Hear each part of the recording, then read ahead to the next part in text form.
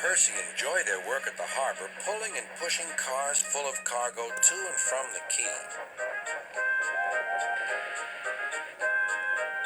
But one morning, the engines were exhausted. The harbor was busier than ever.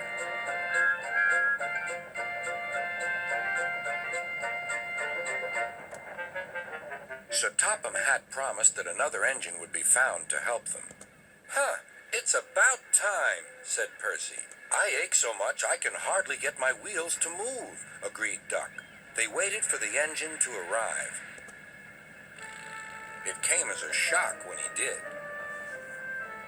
"Good morning," squirmed Diesel in his oily voice. The two engines had not worked with Diesel for a long time. "What are you doing here?" gasped Duck. "Your worthy Sir Topham Hatt sent me. I hope you are pleased to see me again. I am to shunt some dreadfully tiresome cars."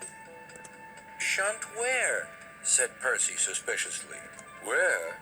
Why, from here to there," purred Diesel, "and then again from there to here. Easy, isn't it?" With that, Diesel, as if to make himself quite clear, bumped some cars hard.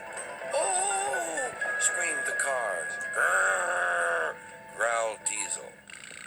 Percy and Duck were horrified. They did not trust Diesel at all. They refused to work and would not leave their shed. Sir Topham Hatt was enjoying his tea and iced bun when the telephone rang. "So there's trouble in the harbor yard? I'll be there right away." Diesel was working loudly and alone. Cargo lay on the quay. Ships and passengers were delayed. Everyone was complaining about Sir Topham Hatt's railway. Percy and Duck were sulking in their shed.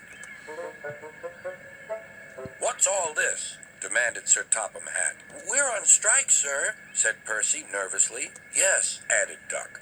"Beg pardon, sir, but we won't work with Diesel, sir." "You said you sent him packing, sir." "I have to give Diesel a second chance," replied Sir Topham Hatt. "I'm trying to help you by bringing Diesel here. Now you must help me. He was the only engine available." Percy and Duck went sadly back to work. Next morning, things were no better.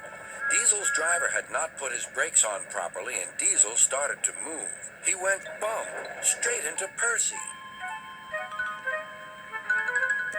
"Wake up there, Percy," scowled Diesel. "You have work to do." He didn't even say he was sorry to Percy. Later, Diesel bumped the cars so hard that the loads went everywhere. "What will Sir Topham Hatt say?" gasped Percy. "He won't like it," said Duck. "So who's going to tell him, I wonder? Two goody-goody tattletales like you, I suppose?" Percy and Duck did not want to be tattletales, so they said nothing. Diesel, thinking he could get away with his bad behavior, was ruder than ever. Next day, he was shunting freight cars full of china clay. He banged the cars hard into the buffers, but the buffers weren't secure. The silly cars were sunk. Sir Topham Hatt heard the news. The cars were hoisted safely from the sea, but the clay was lost. Sir Topham Hatt spoke severely to Diesel. "The harbor master has told me everything. Things worked much better here before you arrived. I shall not be inviting you back. Now, Duck and Percy, I hope you won't mind having to handle the work by yourselves again." "Oh, no, sir. Yes, please, sir," replied the engines. Whistling cheerfully, they puffed back to work, while Diesel sulked slowly away.